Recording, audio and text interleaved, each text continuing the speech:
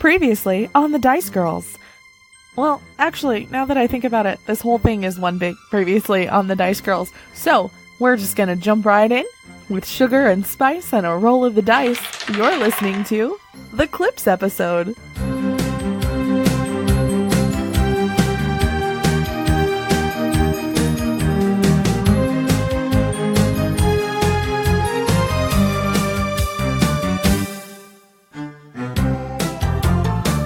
I'm Becca, and I'm going to be DMing. I'm Ashley. I am a half-orc paladin named Rhakna, very devoted to the Church of Bahamut. She's a half-orc who looks very orcish. I'm Alexa. I am a changeling named Kai. I'm a rogue. You all know me as Mara, so I'm on the shorter side. I'm slender, I'm pale, and I have blonde hair. I'm Kim, and I'm a Triton bard.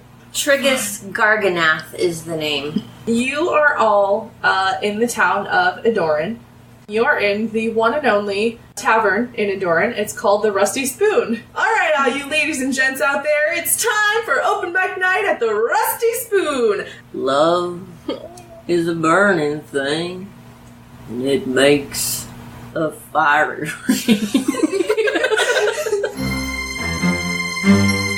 The dwarf gives a yell of rage and jumps up from the table and goes to try and flip it over. And the big bushy redheaded human stands up and they start arguing very loudly. Rhakna steps in.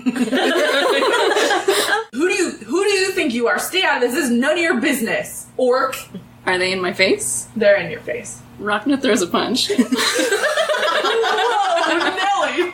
And while that is going on, the dwarf, he's going to turn around to the nearest table, which has Mara at it. He's going to grab her soup, and he's going to scream, "Shut up!" and fling the soup right at Triggus. Get out. Get out. I think I go. Mara would just leave quietly. Okay, I'm leaving.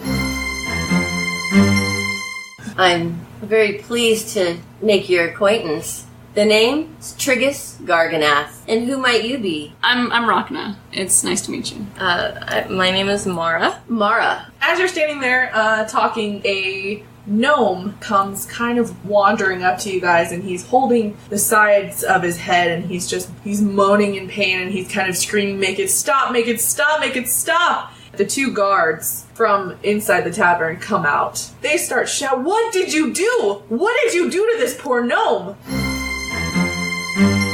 I'm going to need to keep this gnome under this sedative until I can figure out what's going on with him. But I gotta tell you, I'm almost out. Why don't you three do something useful and go to the Carmea Caverns and get Gabe here some of this sedative so we can figure out what's wrong with this gnome. I'll do what I can to help. I'm in. I mean, there's money involved, so I'm in. They look at you. Let's go. Triggus. As you're making your way towards the entrance to the Carmea Caverns, in the trees you hear a rustling. And you guys look up and you see 3 brightly colored flying snakes headed straight towards you. You're going to take 6 damage. Oh, goodness. Is that bad? Yes. How many hit points do you have? She has 9. Oh. Do my bagpipes have attack damage? Or They're just bagpipes. No. If I take out my bow and I try to shoot it off the shoulder, could I miss and hit Triggus? If you roll bad enough. I miss. You miss. You miss. You don't. Miss. You're not able to hit it. That does not hit it. Oh man. Okay. Yeah. So you miss.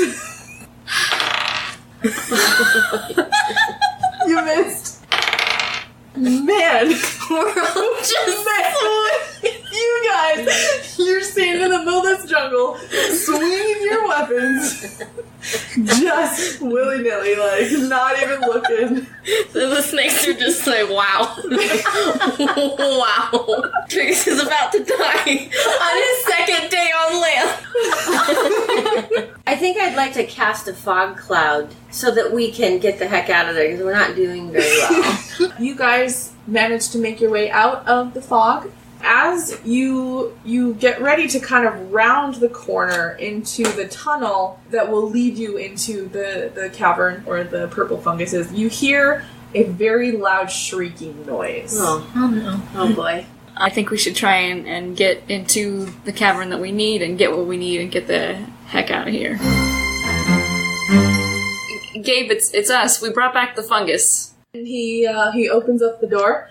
He kind of peeks out a little bit. He just cracks it open. He doesn't really let you guys in. Guys, this is wonderful. Hopefully I'll be able to help figure out what's going on with this guy. And as he's talking, you hear from the background, you hear a very loud scream that is cut off by kind of a real gushy popping sound. Oh, And- no. Okay, I yelled through the door. Please, Gabe, can you tell us anything about what's going on? I appreciate you guys going on that journey, but unfortunately our gnome friend didn't quite make it. Do we know who he is? Did you get his name or where he's from? He didn't have any identification on him. He didn't.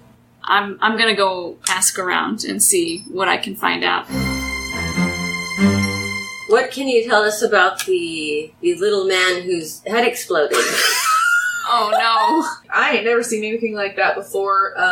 We did run into a couple of gnomes up in Narstad, and not a lot of gnomes live there. You know, now that I think about it, not far from Narstad, they have a little sister city, and people don't really go there because it's full of them tieflings, you know. A whole bunch of them moved into that sister city. And that's about when the gnomes showed up, and now that I think about it, they didn't seem like they really wanted to be there. Well, guys, I don't know about this. I want to go check it out. I also can't get that cave off my mind. We left something screaming in there. And you've reached the mouth of the Carmia Caverns, and again, it's dark and spooky in there. Guys, I can hear shuffling. I heard a whimper, and then a disembodied voice said, "Shh." Kind of huddled in the corner is a small family of dirt-streaked, terrified-looking gnomes. I'm Ellie. This is Rixie, and that's Wimble, our son. And and when he hears his name, Wimble looks up really high up and says, "I'm Wimble." Rhakna dies from cuteness. Something is out there and it's hunting our people. About 6 months ago, gnomes just started disappearing. We're trying. We don't know anything either. We're heading out to Narstad now, so maybe we can crack this open. On the third day of your journey, you see a wagon that's pulled off to the side of the road. Well, hello there. I'm Hector. Welcome to my wagon of trinkets. We had heard that some gnomes were being attacked. Ah, yes, I've heard some similar stories along my travels. Some terrible rumors are floating about, and you never can tell what actually is going on. But I wish you luck on your journeys. Be careful. You hear a twig snap from somewhere in front of you. Who's there? You hear a low growl. Your best guess is that it's probably a wolf. Guys, we got a problem. You hear another growl from behind you, and a twig snap. As another wolf inches closer to your campsite. 8. Okay, you do not... You stumble over a branch that you didn't realize was in the middle of your campsite as you swing, and you kind of just miss him a little bit. Uh-oh. He bites you. No. You take 8 damage. 6. That does not hit the wolf. Okay, it bites you. Oh no. It gets you. Everyone's dying around me, but I can't hit anything. You hear the sound of hoofbeats, and bursting into your campsite is Hector's clockwork horse, Bastion. Bastion! Yes! Hector is rushing into your clearing not far behind Bastion. You've got some good timing. I can't thank you enough. You just saved all of our lives. You can see what appears to be a tall white stone wall, and you see 2 armed guards standing outside of the main gate. Before you're close enough to say anything, you see someone ahead of you. You're still a little ways back. You see a short figure wearing what appears to be a patchwork cloak, and they seem to exchange some pleasantries with the guards before the guards open the gate and let the very small figure into the city. What business do you have in Narstad? Guys, did we tell them that we're investigating gnome murders? I don't think so. I could maybe get in a little trouble for this, so you guys better not cause any trouble in my city. Would you like to go check out the playhouse, or would you like to just play your bagpipes on the street? Yes. The playhouse would be magnificent. Triggus, you were not exaggerating about your talent, my friend. We would be more than happy to have you perform as our opening act this evening at the playhouse. We were trying to find a tiny man. Well, we've heard there've been some attacks on gnomes recently. I'm going to be honest with you. I don't know if you 3 are trying to help or not, but someone who's a much better judge of character than I am is Romulus, and he works at the jeweler store in the Neaths. Maybe ask him a couple of questions, and if he finds you trustworthy, he might be willing to help you out a bit. Welcome to my jewelry store. Are you Romulus? Yes, I am Romulus. What can I do for you today? We were told you might know something about the gnomes. I think I'm willing to share some information with you about the gnomes, but I need you to do something for me first. This is a very important box. There's a very important item in here, and I need you to take this to Claire. She is our mystic here in the Neaths. She's expecting this box, but it's very, very important that you do not open the box. Rhakna, as you take this box, you notice that the carvings on the wooden box are exactly the same carvings as the box of jewels that you bought from Hector. So these are very fascinating gemstones that you have here. They're obviously powerful in some way that regular gemstones aren't. You see a woman step out. She also appears to be extremely old. The fireflies told me you were coming. Oh. My mirror says Avrin needs your help. Me? All of you. Can you tell me anything about this box of jewels I have? And I pull out the box of jewels and I showed her. These are not yours to use, but they cannot fall back into the hands that crafted them, nor can they yet be returned to those they belong to. Avrin needs your help. Cities will be destroyed. The nightmares are real. The shattered walk the earth. You may tell Rom that you have passed the test. Claire said we passed the test. He grins. Welcome to my shop. Welcome to Narstad. And he kind of looks around and his voice gets a little quieter. Welcome to the Gnome Resistance.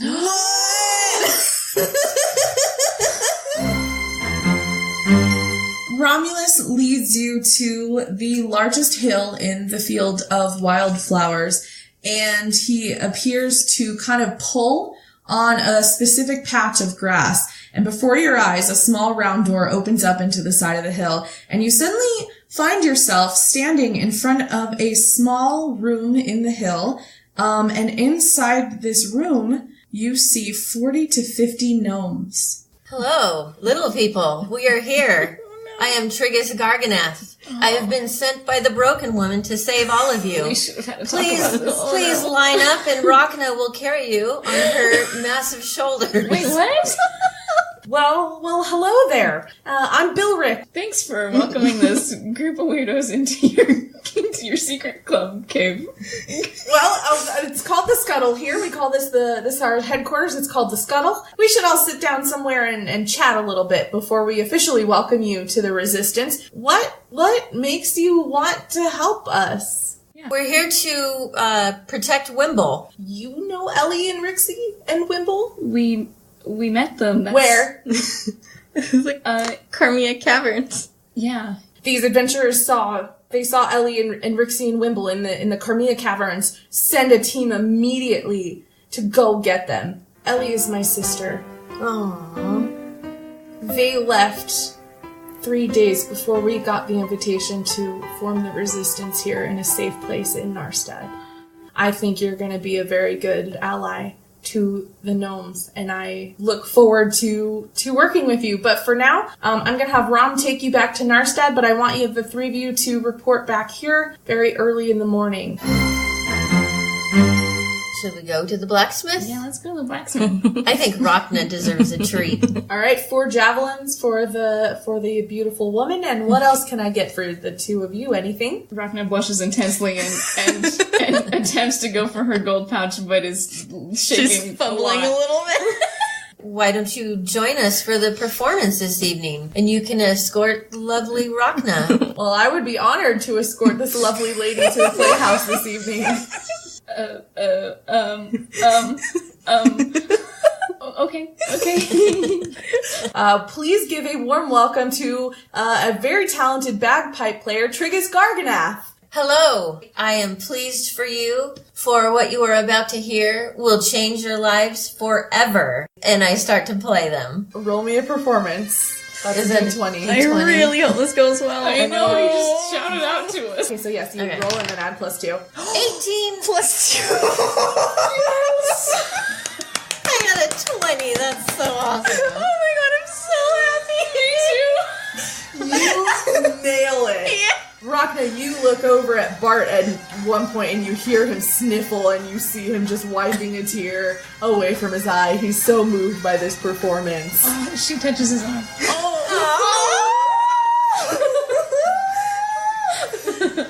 He reaches over and grabs your hand.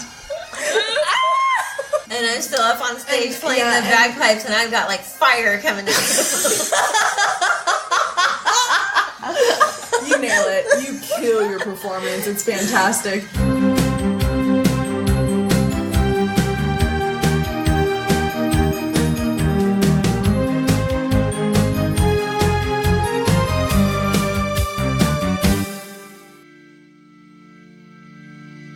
(1965), Swampscott, Massachusetts. Hey, cousin. Hey, cousin. That's Kat and Randall. They're from Texas. Hi, Mary Sue. Garrett has a thing for Mary Sue. It's Mary. Mary does not have a thing for Garrett. In fact, Mary has a very secret thing, for Walter Green. Of course she does. So does Meg. But none of that matters, because Walter Green is missing. What, my, cuss? cuss? You heard me. He's missing, and you're all suspects. Sir, I believe you're Suspects? mistaken. On what grounds? I'd like to see your badge, please. Cousin cusshole. It's possible Officer Ross isn't looking in the right place. Because Walter, well, he disappeared near the woods. And that group that lives in the woods, they're different. Hello? Tell him what you told me. I'm a witch? It's Kids on Bikes, available wherever you get your podcasts.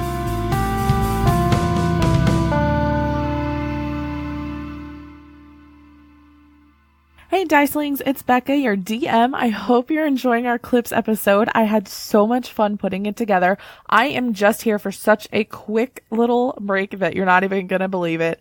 First of all, want to say thank you to Kids on Bikes. That was a fantastic promo. What an awesome podcast. Go check it out. Thank you to them for doing a promo swap with us. We want to say a huge shout out to our 2 newest patrons this week. We have the Geek Life, who became a patron, and also Sarah W. Thank you both so much. Also, a huge thank you to Small, Terrible, and a Dragonborn for having me on their stream yesterday for the Trevor Project.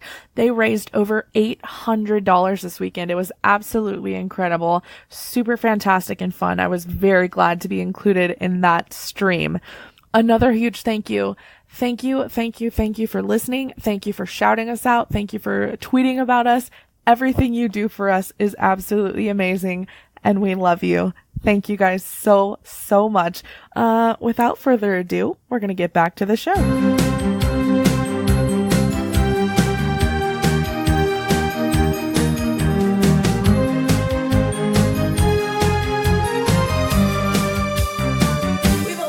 morning, and it was unanimous. You are now a part of our gnome resistance. You're going to be training for the next several weeks here before we actually send you on a mission.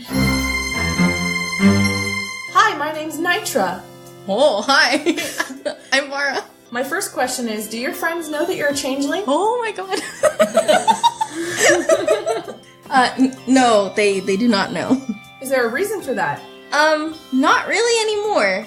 I trust them now, so no. You see sitting under one of the trees a green dragonborn guy. Hey, I'm Talon. Hey, nice to meet you. I'm Rhakna. He kind of talks you through your first meditation session, and he encourages you to focus on Bahamut. You suddenly hear him say, "Whoa, look at yourself, dude." I open my eyes and look. And you see yourself kind of surrounded in a faint golden glow. Maybe I should focus on Bahamut while I meditate too. One evening, the three of you are eating dinner together, and you hear a commotion at the front door. Let's investigate. Yeah, I think we'll run. There's a large group of gnomes gathered around the door. A bunch of them are all piled up onto something, and you see three figures on the floor. You see two women with long, frazzled braids, and a tiny, tiny child who is giggling in glee. Thimble! It is Wimble, Ellie, and Rixie. They have come home. Your guys' mentors have said that you've done an absolutely fantastic job in your training. They believe you're ready for your first mission. You're going to be infiltrating a highly dangerous tiefling cult. Our idea is to give you three the mark of the betrayer and have you convince the tieflings that you've betrayed the gnomes so that maybe they will trust you enough to let you in. It's gonna be a little unpleasant. Oh no. And we apologize for that. But it's all for the gnome resistance. And she finally flips the little latch open and just kicks open the box. As soon as the box, even like a crack opens, you hear the most ear-splitting sound that you have ever heard. When the box is fully kicked open, there's a hugely bright flash of light, and the three of you are temporarily blinded. I did not like that song. Please tell me the song will not repeat. Can anyone see? My dark vision is not working. Do I still have dark vision? Magma, your eyes are glorious. Rhakna, oh my. Do I also have beautiful eyes? They're like targets. Yes. That's the mark of the betrayer. Y'all need to do anything before we head towards Timbertide? I need to go see Claire. Mara, I know you don't have a question for me. Oh no. But I do have a message for you. Oh no. The name you have chosen means so much more than even you know. It completes a puzzle forgotten to time. What? And then she looked at Rhakna. Is my father alive? One can be alive in many ways. What is that supposed to mean? Is he dead? Claire begins to repeat her answer that she gave you previously. No! That's not an answer! And the dim hut is suddenly filled with a burst of bright light as you see two brilliantly glowing wings sprout from her back. Do you not think there might be a bigger reason for all of this than you could currently comprehend?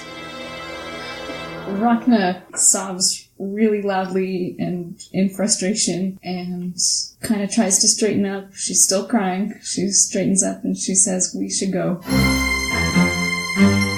Talon takes you to a small park. It's at the edge of the waterside district of Timbertide, and he tells you that you are waiting for his friend Guile. And you guys see a tall tiefling. He looks kind of hesitant. Guys, this is Guile. Well, I guess the first place to start would be to go to their church. And you approach the church. You see a triangular symbol on the door that none of you really recognize, and it looks a little bit newer. And as you're kind of looking at it, Guile leans over and whispers to you guys, "That's the tiefling symbol for Asmodeus. He's the king of demons, guys. The door is opened, and someone pokes his head out. And it's a tiefling. He's like lavender colored, and he's got ivory horns, black slicked back hair.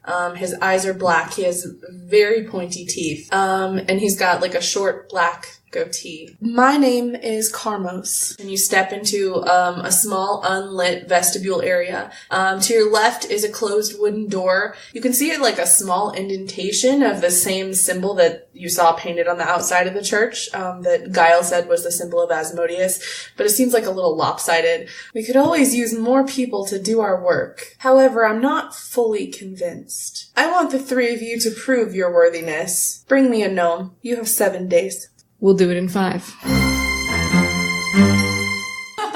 the heck was that, Rhakna? Is there any way? We need a ninja gnome. Can we find a ninja gnome? I was thinking a fake gnome. You're headed back towards Narstad. You see someone kind of off to the side of the road. It's like a caravan wagon. There is at the front of it a clockwork horse. Hector, do you make everything that you sell? I do, yeah. Some of the things I find, most of the things that I sell, I make myself. Can you make a gnome? Well, probably a clockwork gnome. Bastion here took me about a solid week to make and about 1,000 gold pieces worth of materials. Okay. We don't have a week. Or 1,000 gold. I hate to think the worst. Maybe it would be good to send someone in to gather information. I might have a plan. What is it, Magma? So I have something I haven't told you. I'm not human. So I turn into my true form. Ooh. Oh my... What have you done with my friend Magma? Have you eaten her? What have you done with Magma? Triggus, it's me. That's Magma's voice coming out of this creature. Why does she have Magma's voice? Has she eaten her? Triggus. She's a changeling. Triggus, my real name is Kai. Mara is an alias that I created. It was for my safety. In the last town that I was in, there was an incident, and I had to get out. Is it safe for you? Before I didn't really have anybody else. But now that I've got more people, I think it might be okay. Well, guys, I think we might have a plan. I will turn into a gnome, and then we will have a gnome to give to Carmos. That's it. That's the plan. When you guys all enter the room again, there is a small gnome standing there. Well, hello, little one. Who are you? Triggus, it's me. What? Magma? Are you in there? Yeah. You're very good at this. Thank you, Triggus. No, we're gonna walk in there and I'm gonna toss you onto his desk. But she busts in like with her arm or her shoulder a little bit and takes a few steps in and throws the gnome directly onto his desk, and Gnome Kai slides a little bit on the desk and knocks some of his trinkets off. But I'm impressed. My deacons are due here at any moment for our weekly meeting. Would you care to join us? 3 tieflings come bursting through the door. These are my deacons. Oh. Harold, Breus, and Satari. We brought you a gnome. Well, we should take it to Sadie right away, boss. These 3 are going to escort you to our high priestess, Sadie. She will be very interested in your gnome friend. Please remove it from my office and go with them. So tell me about this high priestess of yours. She's very powerful and promises great things that we believe she will be able to follow through on. For all tieflings? Yes. She sounds great. I don't like these guys. We should kill them and tell Sadie we found the gnome ourselves. They're gonna kill us. They're gonna kill us on 3. The one guy's gonna count to 3, and then they're gonna attack us. You don't want to fight us. You will not win. Breus and Harold immediately look like they regret their decision. They turn around and start running away. Satari, however, she's angry. She says, those idiots never get anything done the right way. So I take out my long sword, and I heft it over my head, and I say, trust the Gordons, fishermen, and then I just slice down on her face. She dies. What does it look like? I think that's Triggus' first kill. I think it is too. As the sword hits her and deals that fatal blow, she kind of grabs her heart, goes, "Ooh!" And then she kind of, like, her head starts to spin around as she loses her balance, and then she just falls to the ground, and it looks amazing. So you continue down the path, and after maybe 10 more minutes or so, you come to a small, ornate-looking house in the middle of this grove of trees. And you see an ashy gray tiefling. She's got long, straight purple hair. She's wearing a pendant, and it's in the shape of a symbol of Asmodeus, but, like, it's a little bit lopsided. One of the sides is longer than the others. Well, what do we have here? We were sent here by Carmos. I see that you do have a gnome with you. Tell me, gnome. And she looks at Kai. Do you know where Wulfric is? No. Who is Wulfric? Wulfric is someone I've been looking for. You're looking around the living room, and it's not that you notice something in particular, but you notice that she doesn't have many things, or anything really, that also has the symbol of Asmodeus on it. And that strikes you as a little strange, because when you were in Carmos's office and in the church, they seem to wear that symbol with pride and put it on a lot of their belongings. Part of the reason I'm looking for Wulfric is he knows some secrets that I believe will help, let's say, strengthen the essence of Asmodeus in our blood to make us more powerful. And you see Talon absolutely trembling with anger. His fists are clenched in rage, and he shoves back his chair and stands up and draws his weapon. I walk up to her and I get in her face and I just start dancing really aggressively at her, like I'm just flossing. No, you're not. Just to distract her, because she's like going to be totally puzzled. When your axe connects with her neck, you see like a flash of red. It's almost like surrounding her. Okay, like an aura or something. Yeah. Kind of. Yeah. Okay. Another part of me is curious about using my divine sense for the first time. You're a little confused because for the first time, you get the sense that something about Sadie was desecrated. Ooh. And that usually applies to objects or areas. It has never applied to a person before. You sense another desecrated object in the area. Can I tell at least the direction it's in or anything? The other desecrated object is behind you. I want to turn around and try and look for or see if I can see this desecrated place behind me. It was a desecrated object. Okay. Thing. When you turn around to get a better idea of the direction of the desecrated object, you get the sense that it's behind you. Again? Yes. Okay. Rhakna would flip back around and feel it behind her again, right? Mm-hmm. And then flip around again. And then that would be the final time that so she would just turn back towards the battle after that. Like, this is information she needs to deal with later. When you hit her, again, the red aura comes back. It's brighter. It doesn't go away this time.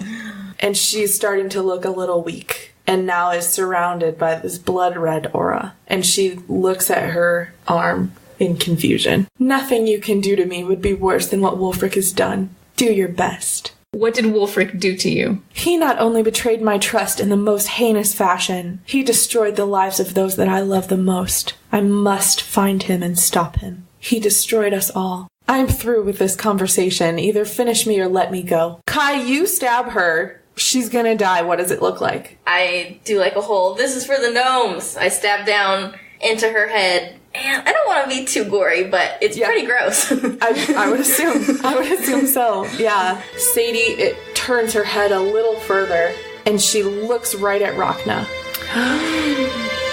And when she does, her eyes go wide in surprise, and she tries to move her arm out a little bit. When you look down at Sadie, you notice that there's a symbol. It's up on her shoulder, almost like a tattoo. It wasn't there before, and it is now. The symbol is a black circle, and it's got 5 vertical ovals of varying heights in it. The tallest is in the middle, flanked on either side by 2 slightly shorter ovals, and on the far left and right are the shortest ovals. And each oval has a white circle floating directly above it. And the 5 ovals, they're each a different color. They are purple, red, green, blue, and orange, and they're joined together by a thick yellow band. The red aura that has been slowly creeping up and getting brighter and brighter, it very quickly moves all the way up to her head. And then it almost gathers into like a ball of red light. And you all watch as it goes across the room to a specific spot.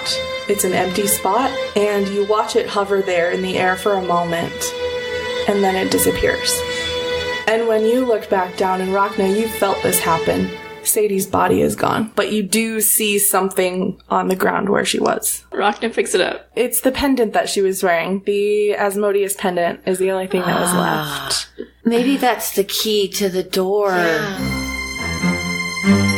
There is that secret door, the secret room, and before there was like maybe a little bit of muffled noise coming from it. Now you hear a lot louder noise coming from that behind that door. There's like an indentation on the door that appears to be the same shape as the pendant. So you just put the pendant into the indentation. When you do that, you hear like a mechanical kind of clicking sound, and the door slowly swings open. When you round the last corner of the stairs, you can see a huge, expansive basement. And it's a little chaotic because it's absolutely full of gnomes. We have to get out of here. She's been holding us down here for months. Why did they keep us here? All she said is they're trying to unlock something in their blood. With gnomes? Yeah, I don't know.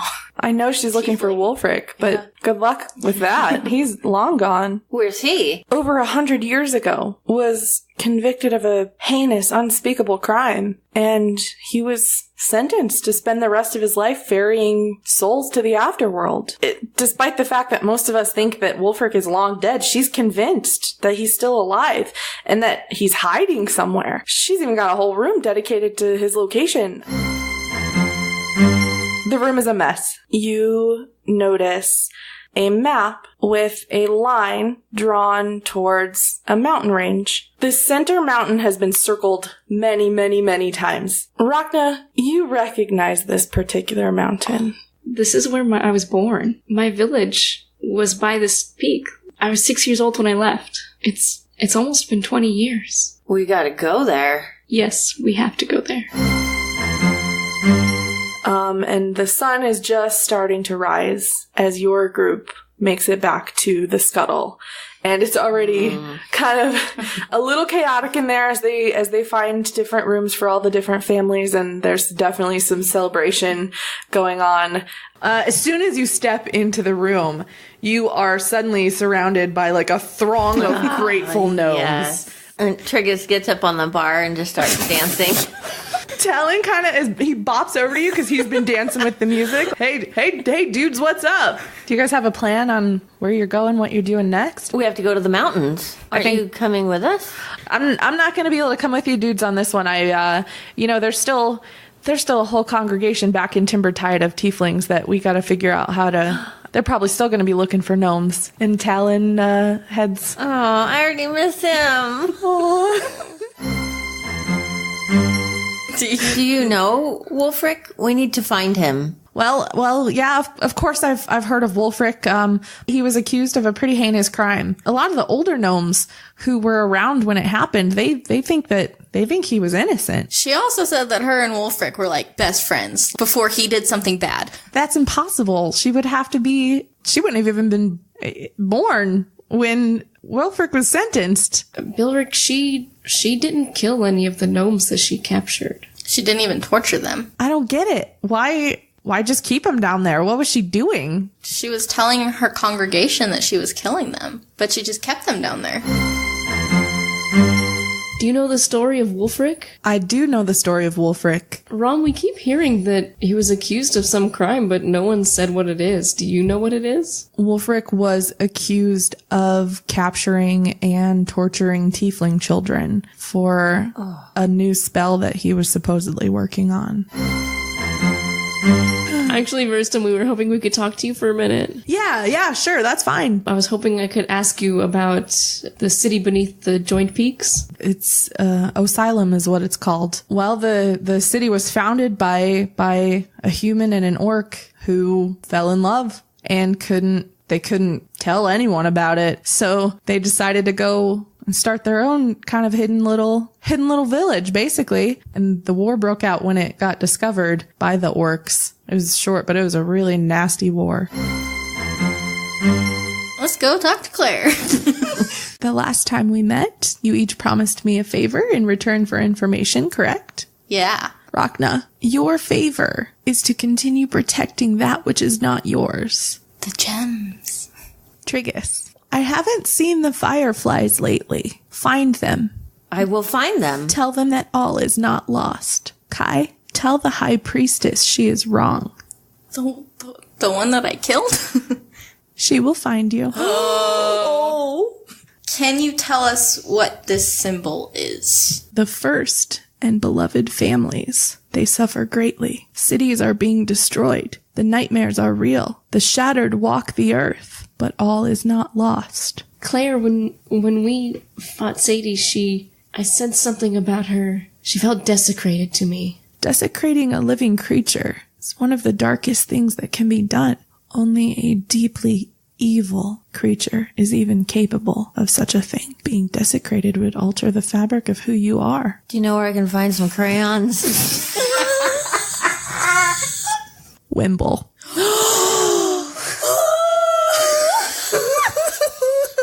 She gestures towards the door and gets up and walks back into her back room. And the three of you get ready to set off on your next adventure.